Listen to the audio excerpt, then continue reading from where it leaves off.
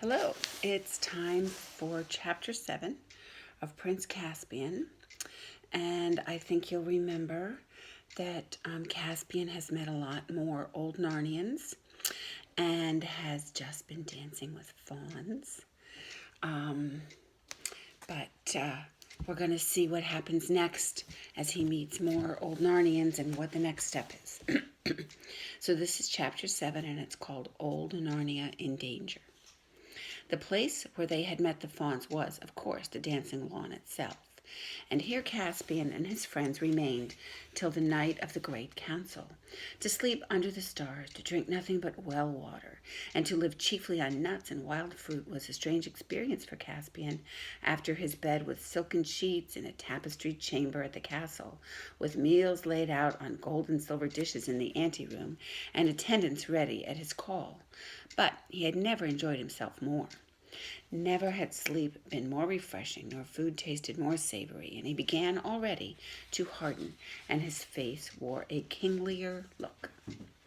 When the great night came, and his various strange subjects came stealing into the lawn by ones and twos and threes, or by sixes and sevens, the moon then shining almost at her full, his heart swelled as he saw their numbers and heard their greetings. All whom he had met were there, bulgy bears and red dwarfs and black dwarfs, moles and badgers, hares and hedgehogs, and others whom he had not yet seen, 5 satyrs as red as foxes, the whole contingent of talking mice, armed to the teeth and following a shrill trumpet, some owls, the old raven of Ravenscour. Last of all, and this took Caspian's breath away, with the centaurs came a small but a genuine giant, Wimbleweather of Deadman's Hill, carrying on his back a basket full of rather seasick dwarfs who had accepted his offer of a lift and were now wishing they had walked instead. The bulgy bears were very anxious to have the feast first and leave the council till afterward, perhaps till tomorrow. Reepicheep and his mice said the councils and feasts could both wait, and proposed storming Miraz in his own castle that very night. Pattertwig and the other squirrels said they could talk and eat at the same time, so why not have the council and feast all at once? The moles proposed throwing up entrenchments round the lawn before they did anything else. The fawns thought it would be better to begin with a solemn dance. The old raven, while agreeing with the bears that it would take too long to have a full council before supper, begged to be allowed to give a brief address to the whole company. But Caspian and the centaurs and the dwarfs overruled all these suggestions and insisted on holding a real council of war at once. When all the other creatures had been persuaded to sit down quietly in a great circle, and when, with more difficulty, they had got Pattertwig to stop running to and fro, saying, "Silence! Silence, everyone, for the king's speech!" Caspian, feeling a little nervous, got up. "Narnians," he began, but he never got any further, for at that very moment Camilla the hare said, "Hush! There's a man somewhere near." They were all creatures of the wild, accustomed to being hunted, and they all became still as statues. The beasts all turned their noses in the direction which Camillo had indicated. "Smells like man, and yet not quite like man," whispered Truffle Hunter. "It's getting steadily nearer," said Camillo. "2 badgers, and you 3 dwarfs, with your bows at the ready, go softly off to meet it," said Caspian. "We'll settle in," said a black dwarf grimly, fitting a shaft into his bowstring. "Don't shoot if he is alone," said Caspian. "Catch it." "Why?" asked the dwarf. "Do as you're told," said Glandstorm the centaur. Here's a big picture. It's a really big picture. It takes up a whole page. Look at that. Wow. You can see that that's Caspian, all the Narnians in a circle, and he's sending these folks to go see and find out what it is that they're hearing. There's giant Wimbleweather. There's the back of a centaur. That must be Reepicheep. There's Truffle Hunter. There's the hare. Look at them all. Okay.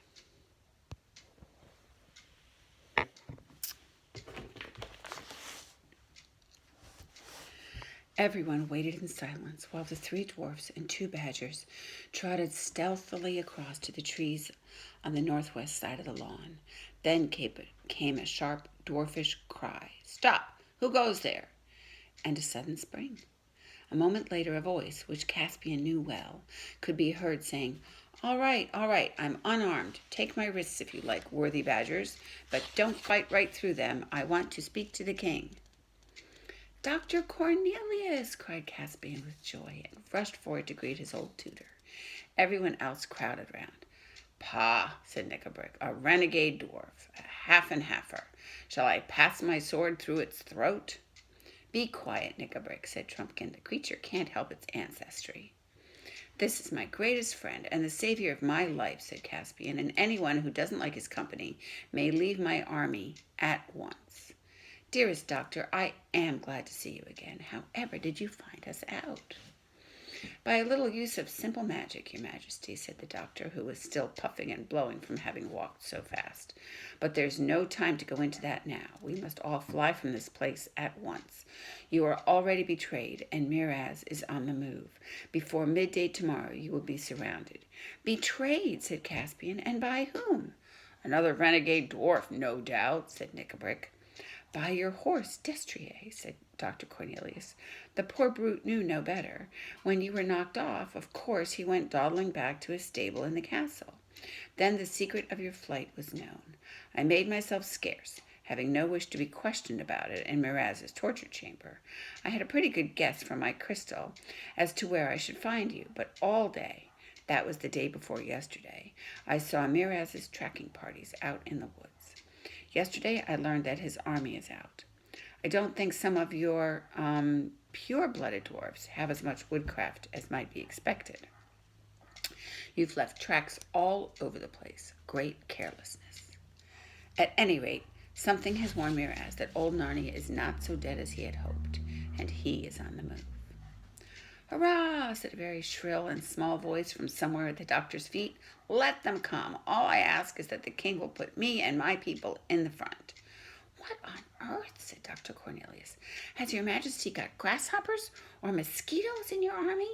Then, after stooping down and peering carefully through his spectacles, he broke into a laugh. "By the lion," he swore, "it's a mouse. Señor Mouse, I desire your better acquaintance. I am honored to meet so valiant a beast." "My friendship you shall have, learned man," piped Beep-a-Cheep, "and any dwarf or giant in the army who does not give you good language shall have my sword to reckon with." "Is there time for this foolery?" said Nickabrick. "What are our plans, battle or flight?" "Battle if need be," said Trumpkin, "but we are hardly ready for it, and there is no very defensible place." "I don't like the idea of running away," said Caspian. Hear him, said the Bulgy Bears. "Whatever we do, don't let's have any running, especially not before supper, and not too soon after it either." "Those who run first do not always run last," said the Centaur. "And why should we let the enemy choose our position instead of choosing it ourselves? Let us find a strong place." "That's wise, your majesty, that's wise," said Truffle Hunter. "But where are we to go?" asked several voices. "Your majesty," said Dr. Cornelius, "and all you variety of creatures, I think we must fly east and down the river to the great woods. The Telmarines hate that region. They have always been afraid of the sea and of something that may come over the sea. That is why they have let the great woods grow up. If traditions speak true, the ancient Cair Paravel was at the river mouth. All that part is friendly to us and hateful to our enemies. We must go to Aslan's How." "Aslan's How?" said several voices. "We do not know what it is." "It lies within the skirts of the great woods, and it is a huge mound which Narnians raised in very ancient times over a very magical place where there stood, and perhaps still stands, a very magical stone. The mound is all hollowed out within into galleries and caves, and the stone is in the central cave of all. There is room in the mound for all our stores, and those of us who have most need of cover and are most accustomed to underground life can be lodged in the caves. The rest of us can lie in the wood. At a pinch, All of us, except this worthy giant, could retreat into the mound itself, and there we should be beyond the reach of every danger except famine. I'm going to stop here and explain about Aslan's How, because the first time I heard this book, I didn't understand it. So, he spoke of a magical stone, and then there was what he calls a mound, which is really a building, but it's a building that looks like a great big giant round hut. And it's probably made of earth, dirt, hardened dirt. So it's not just like a little mound that you would see in your backyard. It's huge.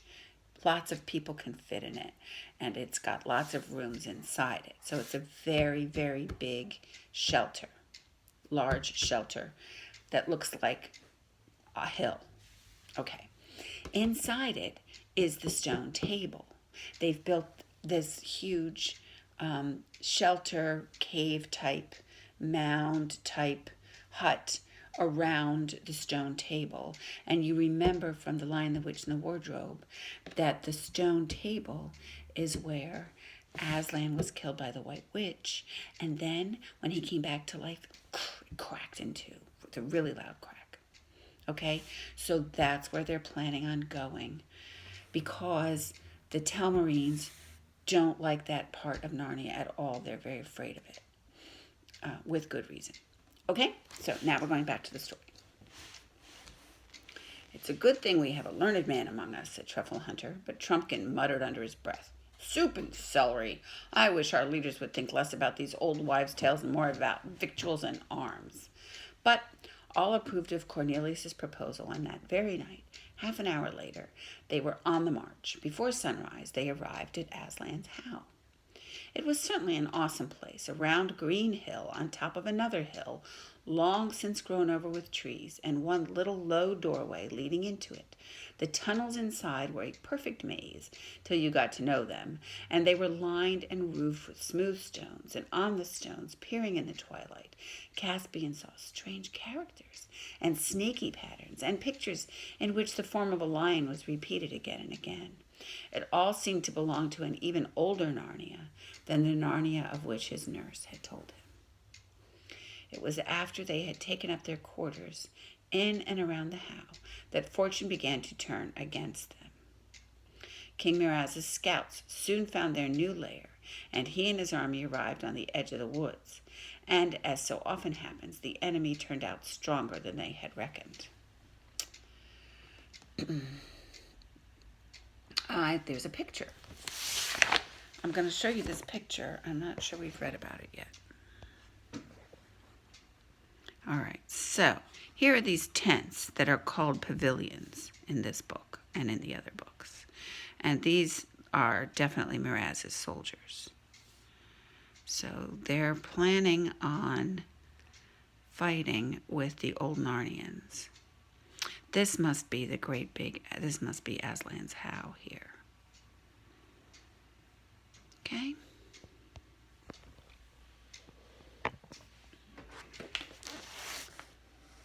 Caspian's heart sank when he saw company after company arriving.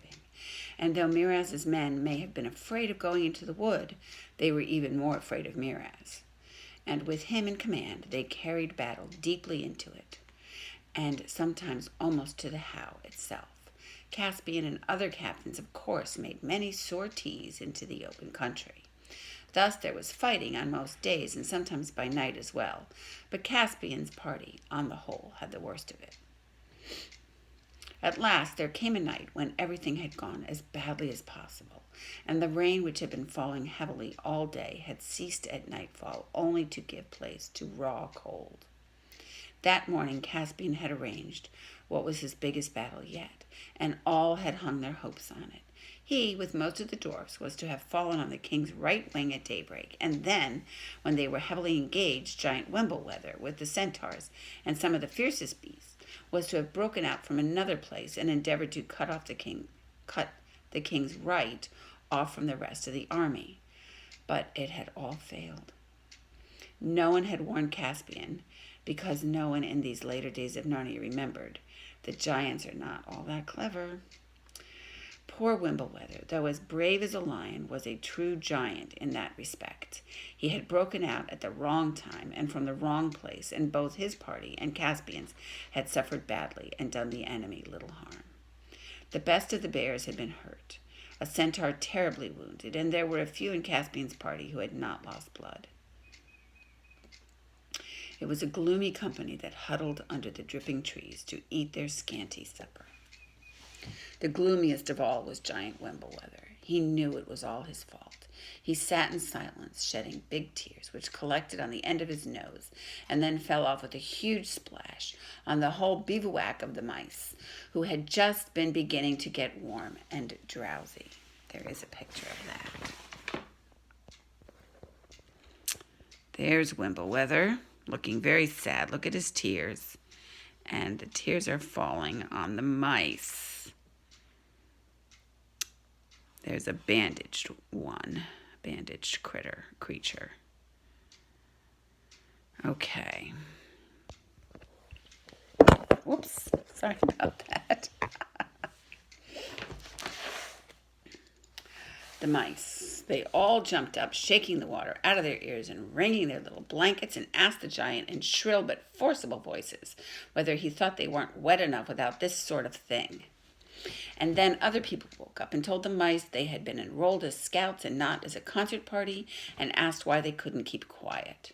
And Wimblewether tiptoed away to find some place where he could be miserable in peace, and stepped on somebody's tail, and somebody, they said afterward it was a fox, bit him.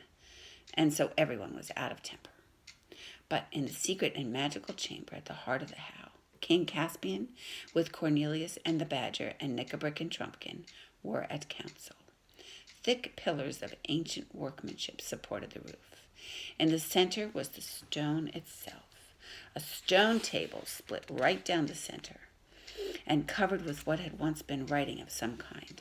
But ages of wind and rain and snow had almost worn them away in old times, when the stone table had stood on the hilltop, and the mound had not yet been built above it. They were not using the table nor sitting around it. It was too magic a thing for any common use. They sat on logs a little way from it, and between them was a rough wooden table, on which stood a rude clay lamp, lighting up their pale faces and throwing big shadows on the walls.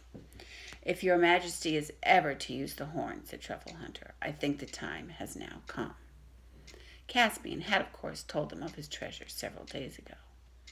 You remember that they're talking about Queen Susan's horn that she got from Father Christmas and then had been left in Narnia when the children went back through the wardrobe back home, which, of course, was a very, very, very long time ago in Narnian time. And you remember that Dr. Cornelius had given that horn to Caspian when he had him leave the castle. "We are certainly in great need," answered Caspian, "but it is hard to be sure we are at our greatest need. Supposing there came an even worse need, and we had already used it." "By that argument," said Nickabrick, "your majesty will never use it until it is too late." "I agree with that," said Dr. Cornelius. "And what do you think, Trumpkin?" asked Caspian. "Oh, as for me," said the Red Dwarf, who had been listening with complete indifference, "your majesty knows I think the horn, and that bit of broken stone over there, and your great King Peter, and your lion Aslan are all eggs and moonshine. It's all one to me when your majesty blows the horn. All I insist on is that the army is told nothing about it. There's no good raising hopes of magical help, which, as I think, are sure to be disappointed." "Then, in the name of Aslan, we will wind Queen Susan's horn," said Caspian. "There is one thing, sire," said Dr. Cornelius, "that should perhaps be done first. We do not know what form the help will take. It might call Aslan himself from overseas, but I think it is more likely to call Peter the High King and his mighty consorts down from the high past. But in either case, I do not think we can be sure that the help will come to this very spot." "You never said a truer word," put in Trumpkin. "I think," went on the learned man, "that they, or he, will come back to one or other of the ancient places of Narnia, This, where we now sit, is the most ancient and most deeply magical of all. And here, I think, the answer is likeliest to come. But there are two others. One is Lantern Waste, upriver, west of Beaver's Dam, where the royal children first appeared in Narnia, as the records tell. The other is down at the river mouth, where their castle of Cair Paravel once stood. And if Aslan himself comes, that would be the best place for meeting him, too, for every story says that he is the son of the great emperor over the sea, and over the sea he will pass. I should like very much to send messengers to both places, to Lantern Waste and the river mouth, to receive them, or him, or it. Just as I thought, muttered Trumpkin. The first result of all this foolery is not to bring us help, but to lose us 2 fighters. Who would you think of sending? Said Dr. Cornelius, asked Caspian. Squirrels are best for getting through enemy country without being caught, said Truffle Hunter. All our squirrels, and we haven't many, said Nickabrick, are rather flighty. The only one I'd trust on a job like that would be Pattertwig. Let it be Pattertwig, then, said King Caspian. And who for our other messenger? I know you'd go, Truffle Hunter, but you haven't the speed. Nor you, Dr. Cornelius. I won't go, said Nickabrick. With all these humans and beasts about, there must be a dwarf here to see that the dwarfs are fairly treated. Thimbles and thunderstorms, cried Trumpkin in a rage. Is that how you speak to the king? Send me, sire. I'll go. But I thought you didn't believe in the horn, Trumpkin, said Caspian. No more I do, your majesty, but what's that got to do with it? I might as well die.